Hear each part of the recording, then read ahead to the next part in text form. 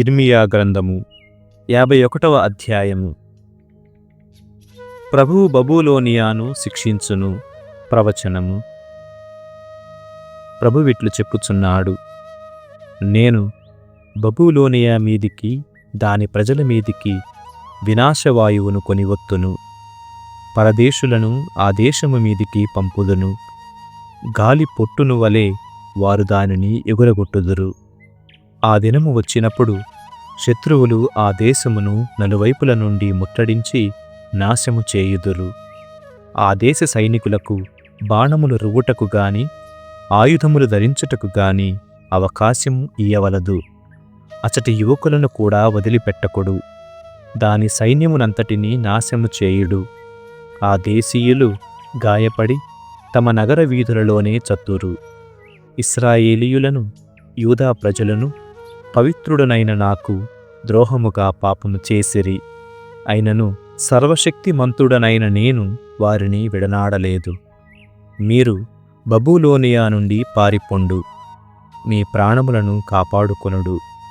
నేను బబులోనియాను దండించుచుండగా మీరును ఆ దండనమున చిక్కి చావవలదు. ఇప్పుడు నేనా దేశముపై పగ తీర్చుకొందును. అది తన దోషములకు తగిన శిక్షను అనుభవించును. బబులోనియా నా చేతిలోని బంగారు పాత్రము వంటిది. అది లోకమంతటినీ తప్పత్రాగించెను. సకల జాతులు దాని ద్రాక్షరసము త్రాగి మత్తిల్లినవి. బబులోనియా డిడీలున కూలినది, నశించినది. మీరు దాని కొరకు విలపింపుడు. దాని గాయములకు మందు తెండు. ఒకవేళ అది మరలా కోలుకోవచ్చును. అచట వసించు పరదేశులు, మనము ఈ దేశమునకు సాయము చేసితిమి గాని ఫలితము దక్కలేదు. ఇక దానిని విడనాడి మన దేశమునకు వెళ్ళిపోవుదము. ప్రభు తన పూర్ణశక్తితో బబులోనియాను దండించెను, దానిని పూర్తిగా నాశము చేసెను అని పలుకుదురు. ప్రభు తన ప్రజలనిట్లు చెప్పుమనెను, ప్రభు మనదే ఉప్పని రుజువు చేసెను. మనము యెరూషలేమునకు వెళ్ళి మన ప్రభువైన దేవుడేమి చేసెనో జనులకు తెలుపుదము. ప్రభు బబులోనియాను చెరుపగోరెను కనుక మాద్య రాజులను రెచ్చగొట్టెను. బబులోనీయులు తన దేవాలయమును కూల్చిరి కనుక అతడు వారికి ఈ రీతిగా ప్రతీకారము చేయును. ఆ దేశమును ముట్టడించు సైన్యాధిపతులు, మీ బాణములకు పదును పెట్టుడు, మీ డాళ్లను సిద్ధము చేసుకొనుడు. బబులోను నగర ప్రాకారములను ముట్టడించుటకు సంజ్ఞ చేయుడు. కావలివారిని బలపరుపుడు, గస్తీలను నియమింపుడు, మాటుండు వారిని సిద్ధము చేయుడు అని పలుకుదురు. ప్రభు తాను చెప్పినట్లే బబులోనియులను దండించెను. ఆ దేశమున జలము పుష్కలముగానున్నది. దానికి పెక్కు నిధులున్నవి కాని దానికి కాలము ఆసన్నమైనది. దాని అంతము సమీపించినది. నేను బబులోనియాను ముట్టడించుటకు పలువురిని కొనివత్తును. వారు మిడుతల దండువలే చూపట్టుదురు, విజయనాదము చేయుదురు అని సర్వశక్తిమంతుడైన ప్రభు తన ప్రాణము తోడని ప్రమాణము చేసెను. దైవస్తుతి. ప్రభు తన శక్తితో భూమిని చేసెను, తన జ్ఞానముతో లోకమును స్థిరముగా పాదుకొల్పెను. తన ప్రజ్ఞతో ఆకాశమును విశాలముగా విప్పెను. అతడు ఆజ్ఞ ఇయ్యగా ఆకాశము మీది జలములు ఘోషించును. అతడు నేల అంచుల నుండి మబ్బులను కొనివచ్చును. జడివానలో మెరుపులు మెరపించును. తన గిడ్డంగిలో నుండి గాలులను వదులును. ఆ అదృశ్యమును గాంచి జనులు విస్తుపోవుదురు. విగ్రహములను మలచువారు సిగ్గుపడుదురు. ఆ ప్రతిమలు నిరర్థకములు, నిర్జీవములు. అవి నిరూపయోగమైనవి, హాస్యాస్పదమైనవి. ప్రభు వానికి తీర్పు చెప్పుటకు వచ్చినప్పుడు వానిని నాశము చేయును. కాని యాకోబు దేవుడు ఆ ప్రతిమల వంటివాడు కాదు. అతడు సర్వమును చేసినవాడు. అతడు ఇశ్రాయేలును తన ప్రజగా ఎన్నుకొనెను. సర్వశక్తిమంతుడైన ప్రభు అని అతనికి పేరు. ప్రభువు సుత్తె. ప్రభు ఇట్లు నడుగుచున్నాడు, బబులోనియా, నీవు నా సుత్తెవు, నా ఆయుధమువు. నేను నీ ద్వారా జాతులను రాజ్యములను కూలద్రోసితిని. గుర్రములను రౌతులను రథములను సారథులను పడద్రోసితిని. స్త్రీలను, పురుషులను, వృద్ధులను, యువకులను, బాలబాలికలను సంహరించితిని. కాపరులను, వారి మందలను, రైతులను, వారికి దుక్కిదున్ను ఎద్దులను, పాలకులను, అధికారులను మట్టుపెట్టితిని. బబులోనియా దాని ప్రజలు యెరూషలేమునకు చేసిన అపకారమునకు గాను నేను వారికి ప్రత్యుపకారము చేయుటను మీరు కన్నులారా చూతురు. బబులోనియా, నీవు ప్రపంచమును నాశనము చేయు కొండ వంటి దానవు. కాని ప్రభువునైన నేను నీకు శత్రువును. నేను నిన్ను పట్టుకొని నేలమట్టము చేయుదును, నిన్ను బూడిదలో పడద్రోయుదును. నీ శిథిలములలోని మూలరాళ్లను గాని పునాది రాళ్లను గాని మరలా భవనములు కట్టుటకు వాడరు. నీవు సదా ఎడారివయ్యెదవు. ఇది ప్రభువునైన నా వాక్కు. బబులోనియా పతనము. బబులోనియాను ముట్టడించుటకు జెండానెత్తుడు. జాతులు వినునట్లుగా బోరనోదుడు. ఆ నగరముతో పోరాడుటకు జాతులను సిద్ధము చేయుడు. ఆరారతు, మిన్ని, అష్కేనసు రాజ్యములతో దానిమీదికి దండెత్తుడని చెప్పుడు. ముట్టడిని ప్రారంభించుటకొక సేనాపతిని నియమింపుడు. గుర్రములను మిడుతల దండువలే కొనిరండు. దానిమీద యుద్ధము చేయుటకు జాతులను సిద్ధము చేయుడు. మాధ్య రాజులను, వారి నాయకులను, అధికారులను, వారి ఆధీనముననున్న దేశముల సేనలను పిలిపింపుడు. ప్రభువు బబులోనియాను శిక్షించుటకు పూనుకొనెను గాన భూమి కంపించుచున్నది. అతడు దానిని నిర్మానుష్యమైన ఎడారిని చేయును. బబులోనియా వీరులు యుద్ధము మాని తమ కోటలలో దాగుకొనిరి. వారు బలమును కోల్పోయి స్త్రీల వలెనైరి. శత్రువులు ఆ నగర ద్వారములను పడగొట్టిరి. దానిలోని గృహములకు నిప్పంటించిరి. వార్తావహులు వరుసగా వచ్చి బబులోనియా రాజుతో శత్రువులు నలువైపుల నుండి నగరమున ప్రవేశించిరని చెప్పిరి. విరోధులు రేవులను పట్టుకొని కోటలను తగులబెట్టిరి. బబులోనియా సైన్యము భీతితో కంపించెను. త్వరలోనే శత్రువులు బబులోనీయులను హతము చేసి కళ్ళములోని ధాన్యము వలె త్రొక్కివేయుదురు. సర్వశక్తిమంతుడనైన ప్రభువును, ఇశ్రాయేలు దేవుడనైన నా వాక్కిది. ప్రభువు ప్రతీకారము. బబులోనియా రాజు యెరూషలేమును ముక్కలు చేసి భుజించెను. అతడు ఆ నగరమును పానీయము త్రాగిన పాత్రము వలె ఖాళీ చేసెను. రాక్షసుని వలె దానిని మృంగివేసెను. తనకు కావలసిన వారిని తీసుకొని ఇతర వస్తువులను ఆవల పారవేసెను.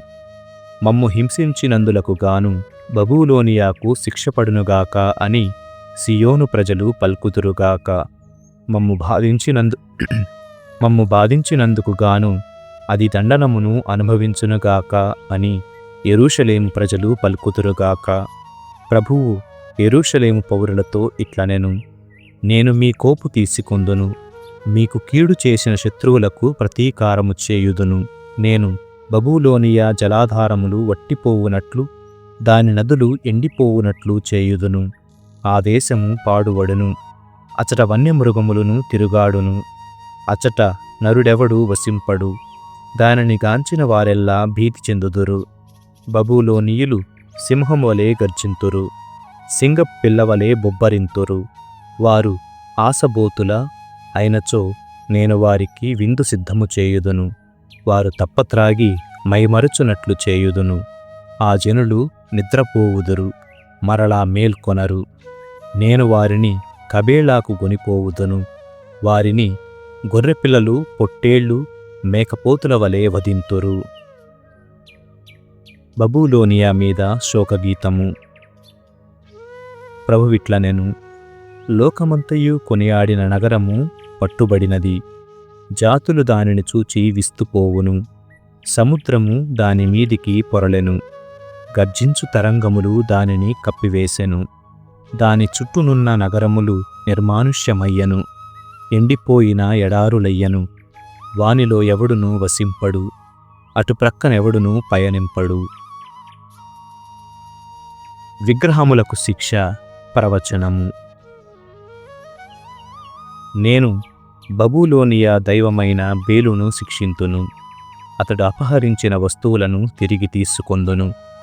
జాతులిక అతనిని పూజింపవు. ఆ నగర ప్రాకారములు కూలినవి. ఇశ్రాయేలీయులారా, మీరు నగరము నుండి పారిపోయి నా కోపము నుండి తప్పించుకొనుడు. మీ ప్రాణములను దక్కించుకొనుడు. కాని మీరు ధైర్యమును కోల్పోవలదు. పుకారులను విని భయపడవలదు. దేశమున హింస జరుగుచున్నదనియో, ఒక రాజు మరియొక రాజుతో పోరాడుచున్నాడనియో ఏవేవో వదంతులు ప్రతి ఏడును వినిపించుచుండును. నేను బబులోనియా విగ్రహములకు బుద్ధి చెప్పు కాలము వచ్చుచున్నది. ఆ దేశమంతయు అవమానమున మునుగును. ఆ దేశ ప్రజలెల్లరూ చత్తురు. బబులోనియా ఉత్తరము నుండి వచ్చిన శత్రువులకు చిక్కినప్పుడు భూమి ఆకాశములందలి ప్రాణులెల్లా ఆనందముతో కేకలిడును. ఆ నగరము లోకమందెల్లెడలా జనులను చంపెను. పెక్కుమంది ఇశ్రాయేలీయులను సంహరించెను. కావున ఇప్పుడది కూలితీరును. ఇది ప్రభువునైన నా వాక్కు. ప్రభు బబులోనియాలోని తన ప్రజలకిట్లు చెప్పెను. మీరు మృత్యువును తప్పించుకొంటిరి. ఇక ఇచ్చట నుండి వెడలిపొండు. జాగు చేయకుడు. ఈ దూరదేశమున మీ ప్రభువునైన నన్ను స్మరించుకొనుడు. యెరూషలేమును గూర్చి తలంపుడు. అన్యజాతులు మా పవిత్ర మందిరమును ఆక్రమించుకొనినవిగాన మేము అవమానమునకు గురి అయి సిగ్గు చెందితిమి. మేము నిస్సహాయులమైతిమని మీరు పలుకుచున్నారు. నేను మీతో చెప్పునదేవనగా, నేను బబులోనియా విగ్రహములను దండించు కాలము వచ్చినది. ఆ దేశమందంతటను క్షతగాత్రులు వేదనతో మూల్గుదురు. బబులోనియా ఆకాశమునకెక్కి అచట బలిష్టమైన దుర్గమును నిర్మించుకొనినను నేనచటికి జనులను పంపి దానిని నాశము చేయింతును. ఇది ప్రభువునైన నా వాక్కు. బబులోనియాలో ఏడ్పులు వినిపించుచున్నవి వినుడు. మృతుల కొరకు శోకాలాపములు వినిపించుచున్నవి వినుడు. నేను బబులోనియాను నాశము చేసి దాని నోటి వెంట మాట రాకుండానట్లు చేయుదును. సైన్యములు ఘోషించు అలలవలే దానిమీద పడి భీకరనాదముతో దానిని ముట్టడించును. ఆ దండులు బాబిలోనియాను నాశము చేయుటకు వచ్చెను. దాని సైనికులు పట్టుబడిరి. వారి విల్లులు విరిగెను. నేను చెడ్డను శిక్షించు దేవుడను. బాబిలోనియాను దానికి తగినట్లుగా దండింతును. నేను బబులోనియా రాజులను, జ్ఞానులను, నాయకులను, సైనికులను, మత్తులను గావింతును. వారు శాశ్వత నిద్ర నిద్రింతురు, మరలా మేల్కొనరు. ఇది రాజునైన నా వాక్కు. నేను సర్వశక్తిమంతుడనైన ప్రభువును. విశాలములైన బబులోనియా ప్రాకారములు నేలమట్టమగును. ఉన్నతములైన దాని ద్వారములను కూల్చివేయుదురు. జాతుల కృషి అంతయు వ్యర్థమగును. వారి శ్రమ అగ్గిపాలగును. ఇర్మియా సందేశమును యూఫ్రటీసు నదిలో పడవేయుట. సిద్కియా రాజు ఆంతరంగిక కార్యదర్శి సెరాయా, అతడు నేరియా కుమారుడు, మహాసేయ మనుమడు. సిద్కియా యూదాను పరిపాలించిన కాలము 4వ ఏట సెరాయా కూడా ఆ రాజుతో పాటు బబులోనియాకు వెడలిపోవుచుండగా నేనతని ద్వారా కొన్ని సందేశములను పంపితిని. నేను బబులోనియాకు సంభవింపబోవు వినాశములన్నిటినీ, ఆ దేశమును గూర్చిన ఈ ఇతర అంశములను ఒక పొత్తమున వ్రాసితిని. సెరాయాతో ఇట్లు చెప్పితిని: నీవు బబులోనియాకు వెళ్ళినప్పుడు ఈ పుస్తకమున వ్రాసిన సంగతులన్నిటినీ అచటి ప్రజలకు పెద్దగా చదివి వినిపింపుము. అటు తరువాత, ప్రభు, నీవి తావును నాశము చేయుదునని పలికితివి కదా. ఈ దేశమున నరుడు కాని జంతువు కాని ప్రాణములతో బ్రతకదని నుడివితివి కదా. ఈ రాజ్యము కలకాలము వరకును ఎడారి అగునని చెప్పితివి కదా అని ప్రార్థింపుము. నీవా గ్రంథమును చదివిన తరువాత దానికి ఒక రాతిని కట్టి యూఫ్రటీసు నదిలోనికి విసిరివేయుము. అప్పుడిట్లు చెప్పుము: బాబిలోనియాకును ఇట్టిగతియే పట్టును. అది మునుగును, మరలా పైకి లేవదు. ప్రభువు దానిమీదికి నాశమును కొనివచ్చును. ఇర్మియా వాక్యములు ఇంతటితో ముగిసినవి. బిలాప గీతాలు 4వ అధ్యాయము. పతనానంతరము యెరూషలేము దుస్థితి. మన బంగారమునకు వన్నె తరిగెను, మన మేలిమి బంగారము కాంతిని కోల్పోయెను. దేవాలయపు రాళ్లను కొనిపోయి వీధులలో పడవేసిరి. సియోను యువకులు మేలిమి బంగారము వంటివారు, కాని ఇప్పుడు వారిని కుమ్మరి చేసిన మట్టి కుండలతో సమానముగా నెంచిరి. నక్కలు కూడా పిల్లలకు పాలిచ్చి పెంచును, కాని నా ప్రజలు ఎడారిలోని నిప్పుకోళ్ల వలె తమ పిల్లల పట్ల క్రూరముగా ప్రవర్తించిరి. దప్పిక వలన చంటి బిడ్డల నాలుకలు అంగిటికంటుకొని పోవుచున్నవి. పసిగందులు అన్నము కొరకు ఏడ్చుచున్నారు, కాని ఎవరునూ తిండి పెట్టుటలేదు.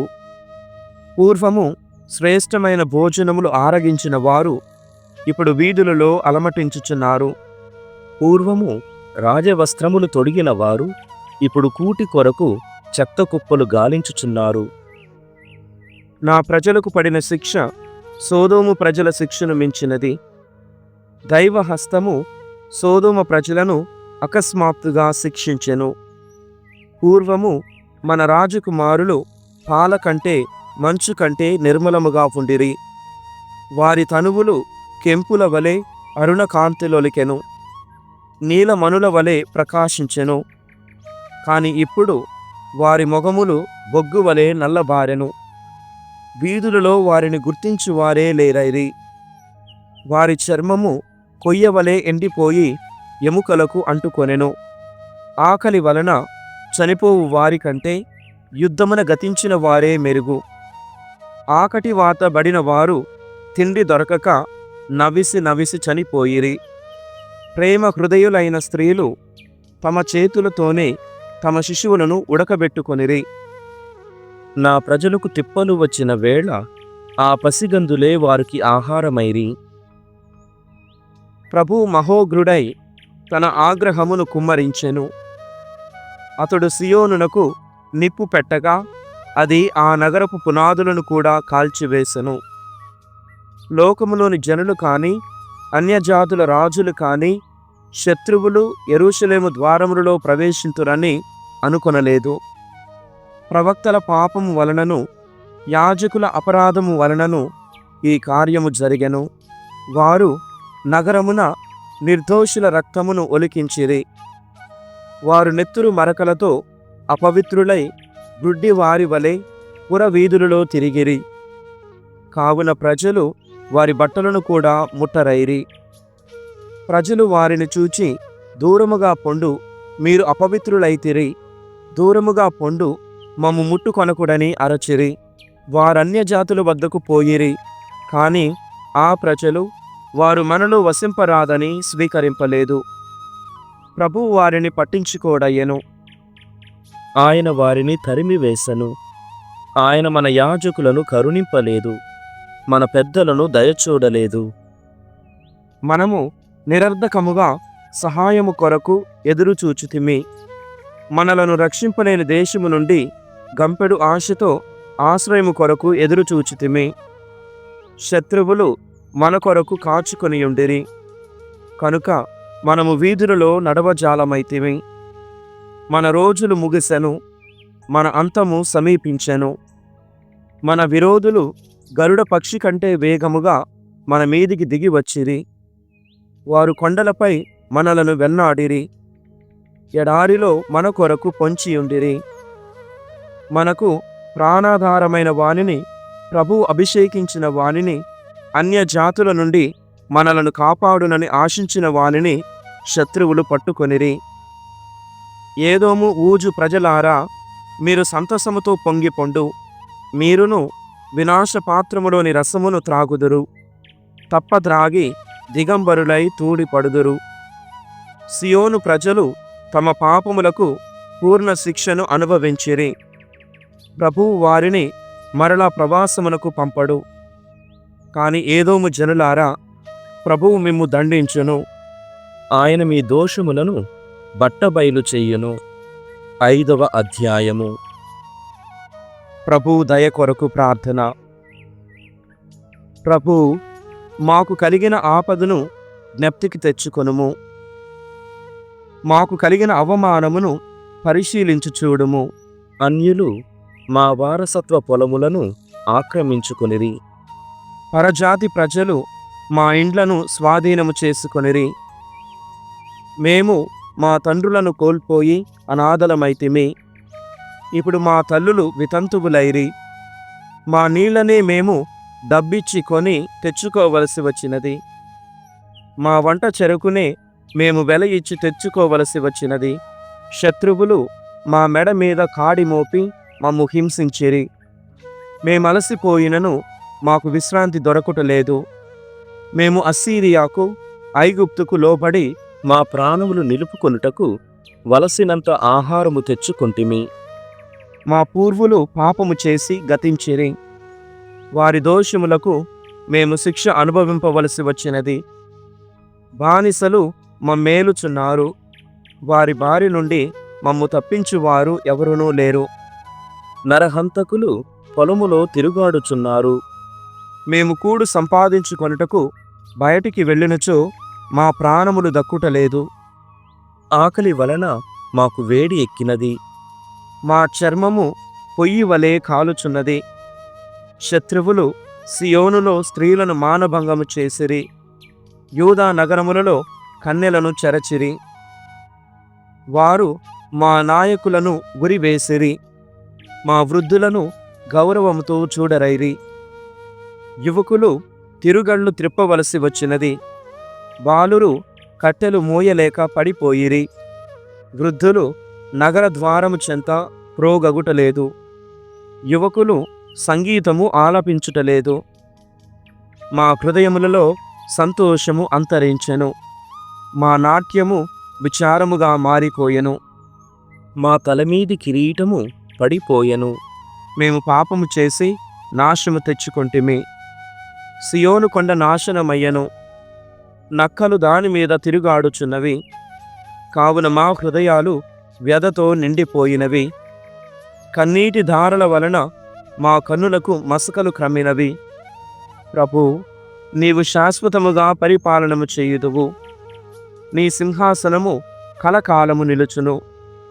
నీవు మమ్ము ఇన్నాళ్ళు పరిత్యజించితివేళ మమ్ము సదా విస్మరింతువా? ప్రభూ, మమ్ము నీ చెంతకు త్రిప్పుకొనుము. మేము పునరుద్ధరింపబడుదుము. మా గత స్మృతులను తిరిగి రప్పింపుము. నీవు మమ్ము శాశ్వతముగా పరిత్యజించితివా? నీ కోపమునకు హద్దులు లేవా? సామెతల గ్రంథము 18వ అధ్యాయము.